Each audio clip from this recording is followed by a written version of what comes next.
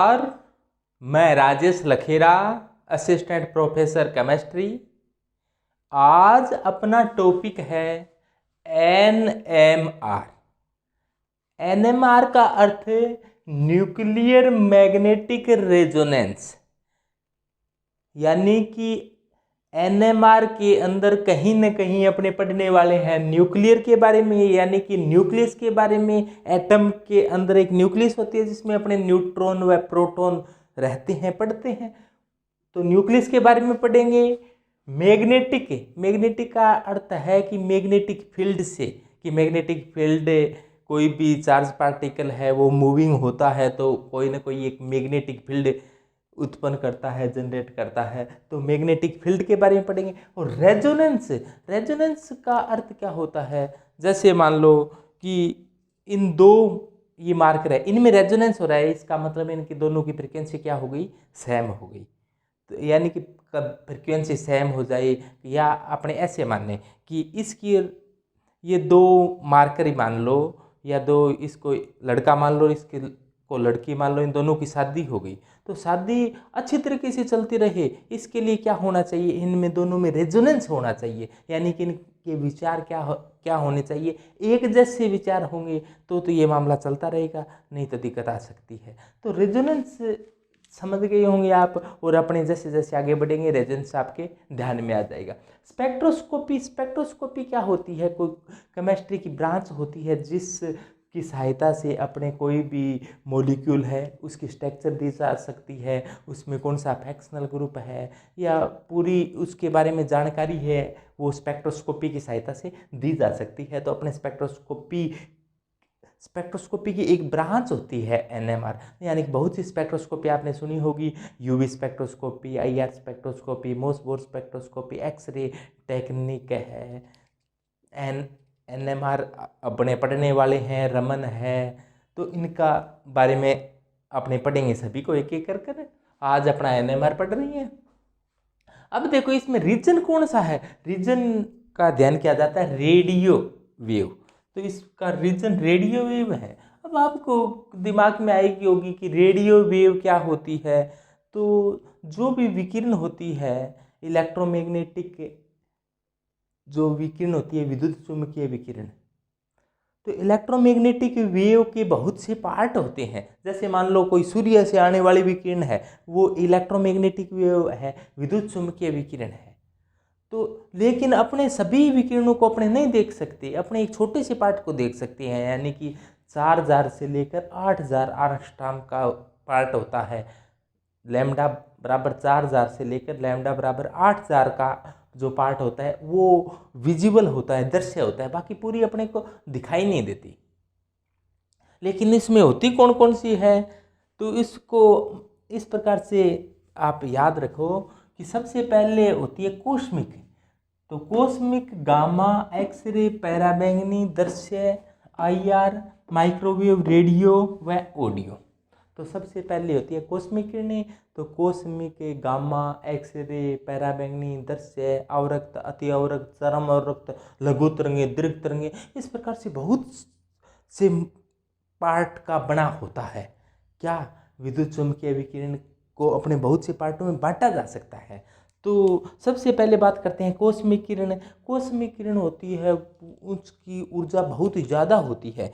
तो आपने ऐसे देखो, इधर से लेफ्ट टू राइट जा रही हैं अपने इसमें, तो लैम्डा के मान में, लैम्डा का मतलब वेवलेंथ का मान बढ़ रहा है, तो लैम्डा वेवलेंथ होती है। वेवलेंथ समझ गए होंगे आप लोग कि वेवलेंथ आते ही आप समझ गए होंगे इस प्रकार से वेवलेंथ का मान है, वो यहाँ पर वेवलेंथ का मान कम है इधर वालों में, और इधर वालों में वेवलेंथ का मान क्या हो रहा है, बढ़ जाता है। और जब वेवलेंथ बढ़ जाती है तो एनर्जी क्या हो जाती है, कम हो जाती है, क्योंकि अपने जानते हैं, अपने थोड़ा सा यहाँ बना देते हैं कि E बराबर होता है H न्यू, और न्यू की जगह आप क्या लिख सकते हो, HC अपॉन लैम्डा।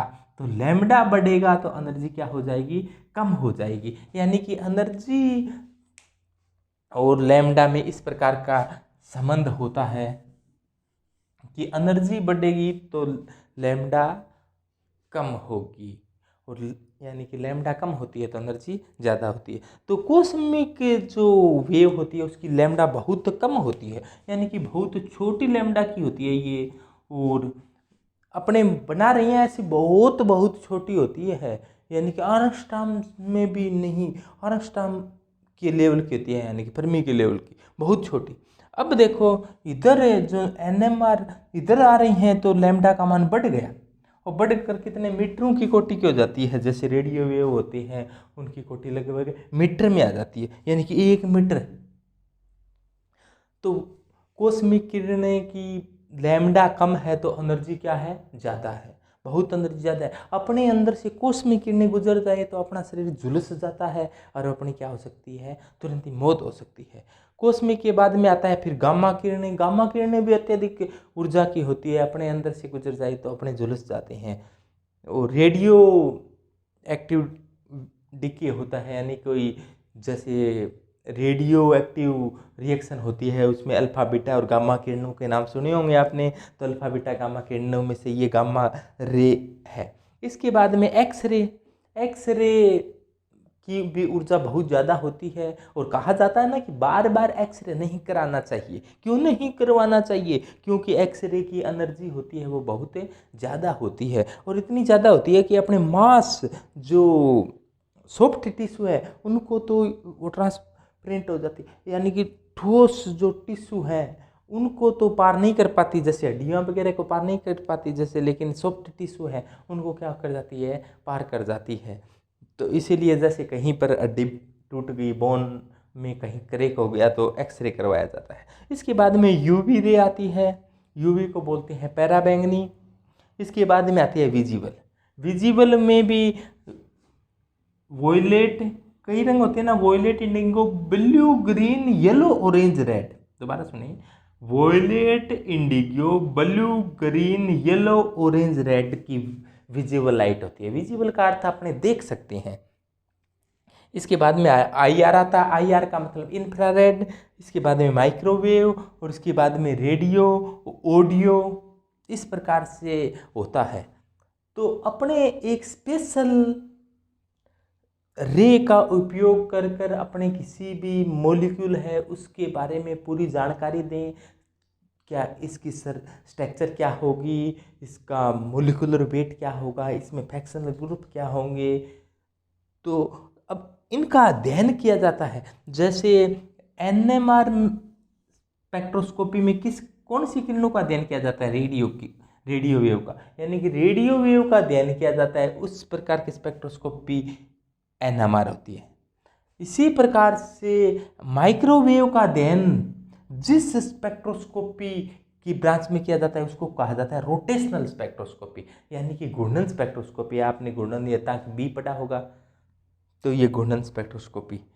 और इसके अलावा ईएसआर क्या होता है, इलेक्ट्रॉन स्पिन रेजोनेंस। ये भी एक स्पेक्ट्रोस्कोपी होती है, इलेक्ट्रॉन स्पिन रेजोनेंस।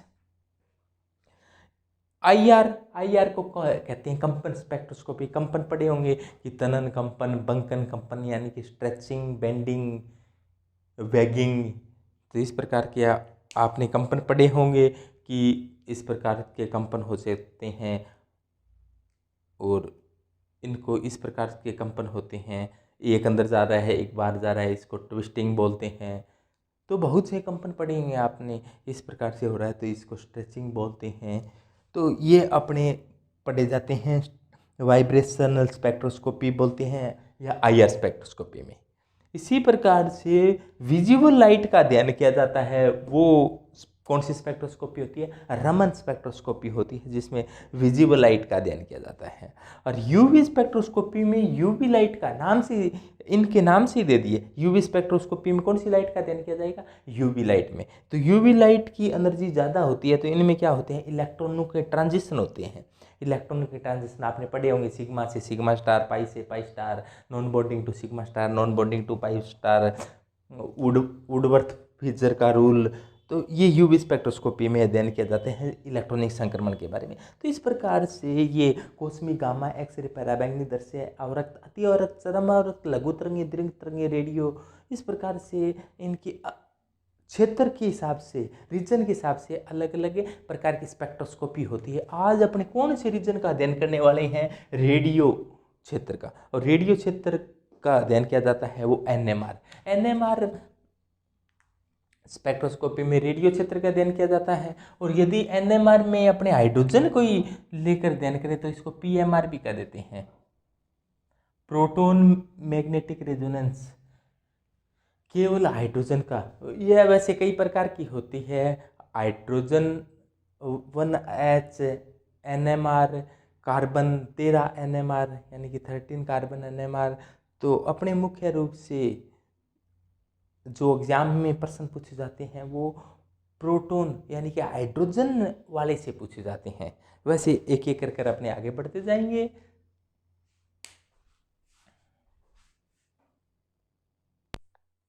इसके पश्चात अपनी बात करते हैं कि कौन है जो एनएमआर एक्टिव होगा और कौन एनएमआर इनएक्टिव होगा, यानी कौन तो एनएमआर स्पेक्ट्रोस्कोपी दर्शाएगा और कौन एनएमआर स्पेक्ट्रोस्कोपी में संकेत अपने नहीं देगा। तो इसके लिए आपको एक सीधी सी बात ध्यान रखनी है कि जिसके लिए आई का मान 0 से अधिक हो, यानी कि आई का कोई न कोई मान हो, तो वो एनएमआर स्पेक्ट्रोस्कोपी में सिंगल्स देगा। और नहीं, आई का मान ही 0 है तो वो नहीं देगा। अब दिक्कत ये है अपने आई का मान किसके लिए होता है और किसके लिए नहीं होता। इसके लिए भी बहुत ही सरल है कि यानी कि प्रोटॉन या न्यूट्रॉन में से, प्रोटॉन या न्यूट्रॉन में से कोई भी एक ओड हो या फिर दोनों ही ओड हो। दोबारा सुने, या तो प्रोटॉन ओड हो या न्यूट्रॉन ओड हो या फिर दोनों ही ओड हो तो एनएमआर सिंगल देगा।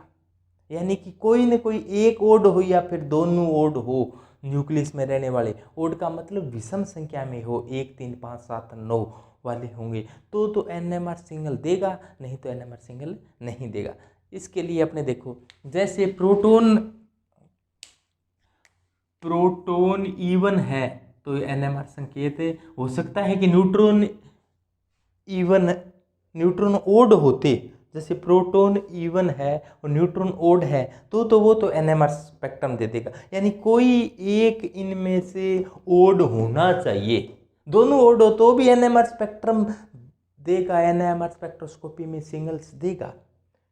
तो यानी कि दोनों इवन है तो ये एनएमआर स्पेक्ट्रम नहीं देगा। या आप ऐसे ध्यान रख लो कि न्यूट्रॉन व प्रोटॉन दोनों ही सम संख्या में हो, इवन नंबर में हो तो एनएमआर सिंगल नहीं आते, बाकी सभी हैं, शेष सभी एनएमआर स्पेक्ट्रम दर्शाते हैं। एक बार दोबारा सुने कि यदि प्रोटॉन व न्यूट्रॉन दोनों ही इवन नंबर में हो तो एनएमआर स्पेक्ट्रम नहीं आता। इवन संख्या, प्रोटॉन का अर्थ होता है एटॉमिक नंबर।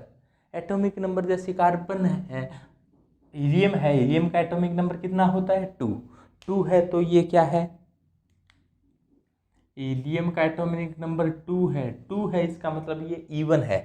इसी प्रकार कार्बन का 6 है तो इवन है, ऑक्सीजन का 8 है तो इवन है, नियोन का 10, मैग्नीशियम का, ये सभी जानते हो आप जो इवन है।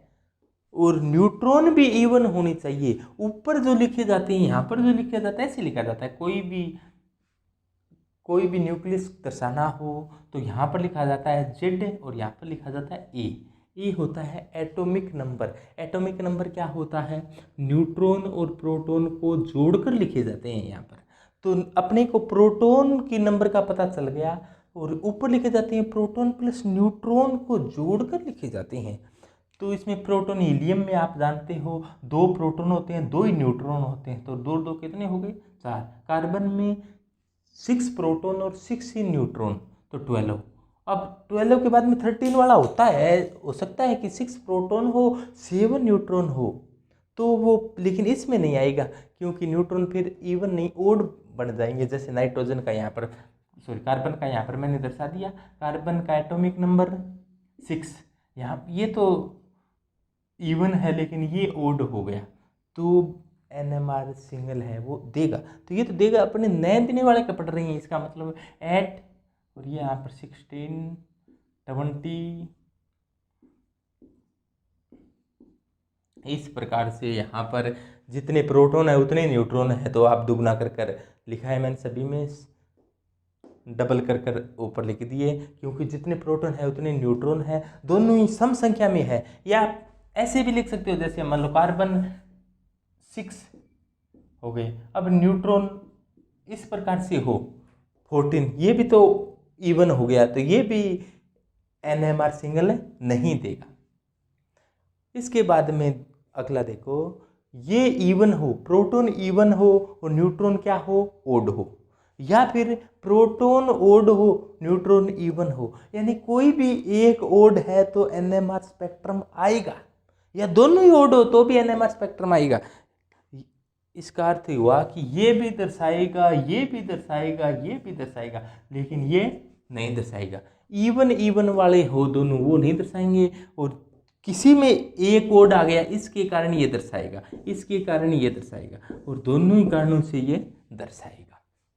इसके पश्चात देखो, अब देखो इसमें बोरोन का एटॉमिक नंबर कितना होता है, बोरोन 5, तो ये क्या हो गया 5 है, तो इसका मतलब जेड है, वो जेड का मतलब प्रोटॉन है, प्रोटॉन क्या है, ओड है, तो प्रोटॉन ओड हो, तो देखो प्रोटॉन है वो इवन वाले में देखो, जैसे ये तो ये कंडीशन हो गई, प्रोटॉन तो ओड है और न्यूट्रॉन क्या है, इवन है। प्रोटॉन ओड है, न्यूट्रॉन क्या होता है, न्यूट्रॉन बराबर क्या होता है, A-Z, यानी 11 में से 5 घटाओ, तो 11 में से 5 घटाओ कितने आएंगे, 6, तो ये तो इवन है, ये क्या है, ओड है, यानी कोई भी एक ओड हो, या तो ये जैसे 6 नहीं है तो क्या होगा, 13 - 6 करोगे तो वो क्या आ जाएगा, ओड आएगा। इसी प्रकार तो इसमें ये ओड हो गया, तो जिसमें से एक भी ओड हो तो वो भी NMR सिंगल देगा, या फिर दोनों ही ओड हो वो फिर NMR सिंगल देगा।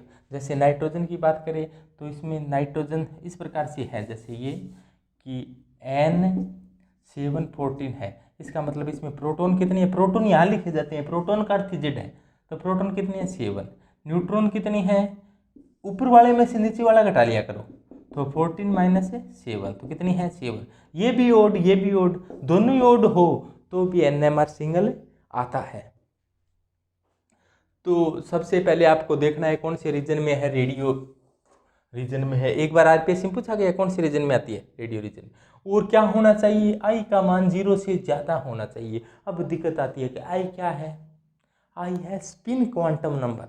स्पिन क्वांटम नंबर क्या होती है, स्पिन क्वांटम नंबर के बारे में आप जानते हो, जिसको एस से दर्शाते हैं, एस से तो इलेक्ट्रॉन के लिए दर्शाते हैं। होता ऐसा है कि कोई भी एटम होता है, एटम के अंदर एक तो क्या होती है, न्यूक्लियस होती है, न्यूक्लियस के चारों ओर इलेक्ट्रॉन है, सर्कुलर पाथ के अंदर वर्ताकार पथ में घूमते हैं, और ये घूमता हुआ इलेक्ट्रॉन, जैसे मान लो एक इलेक्ट्रॉन की बात की है, और भी बहुत ही इलेक्ट्रॉन हो सकते हैं, एक इलेक्ट्रॉन पर विचार कर रहे हैं, तो इस प्रकार से ये घूम रहा है, तो ये इसके ऑर्बिटल मोशन भी कर रहा है, स्पिन मोशन भी कर रहा है, स्पिन मोशन कर रहा है, तो इसके आधार पर इसकी जो स्पिन क्वांटम नंबर होती है वो +1/2 या -1/2, ये क्लॉकवाइज घूमता है या एंटी क्लॉकवाइज घूमता है, तो ये वो स्पिन क्वांटम नंबर एस होती है इलेक्ट्रॉन के लिए। इसी प्रकार जो न्यूक्लियस है उसमें प्रोटॉन व न्यूट्रॉन, जैसे मान लो ये प्रोटॉन है और इसको मान लिया मैंने ये न्यूट्रॉन है, ये भी क्या करते हैं, या तो क्लॉकवाइज या फिर एंटी क्लॉकवाइज, या तो क्लॉकवाइज घूम रही है या तो इस प्रकार से घूमती है अंदर अंदर। तो न्यूक्लियस है, न्यूक्लियस में रहने वाले न्यूट्रॉन व प्रोटॉन भी क्लॉकवाइज या एंटी क्लॉकवाइज घूमते हैं, जिसके कारण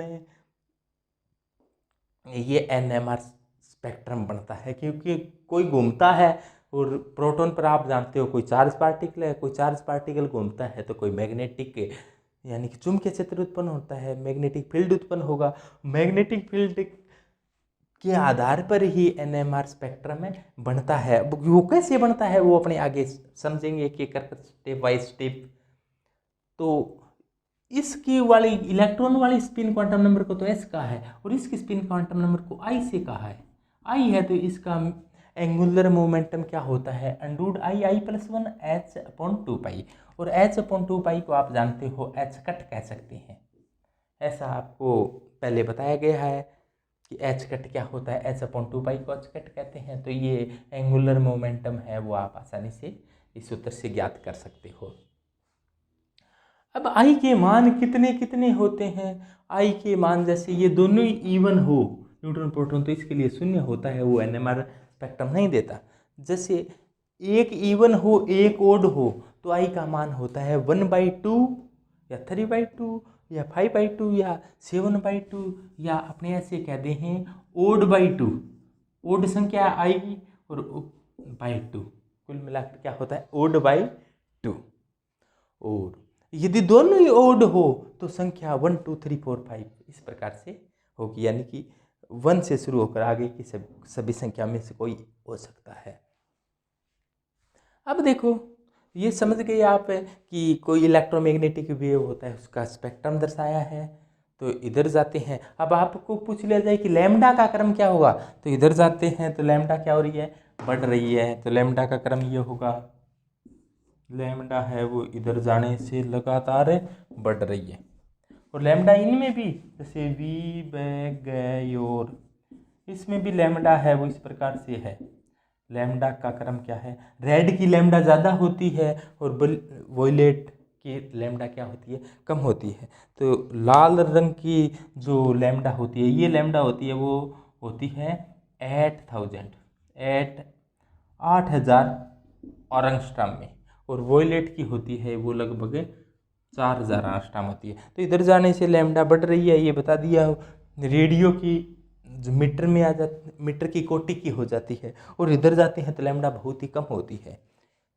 और अब देखो एनर्जी क्या होती है, एनर्जी देखो, एनर्जी का सूत्र ये होता है ना, E बराबर एच न्यू। एक प्लांक का क्वांटा सिद्धांत था, उसमें बताया गया था E बराबर एच न्यू होता है। एच न्यू की जगह आप क्या लिख सकते हो, C/λ, तो E समानुपाती 1/λ। अच्छा, और C constant H Planck constant है, C ये वेलोसिटी ऑफ लाइट है 3 × 10⁸, और एच आप जानते हो प्लांक कांस्टेंट 6.626 × 10⁻⁻34 जूल × सेकेंड।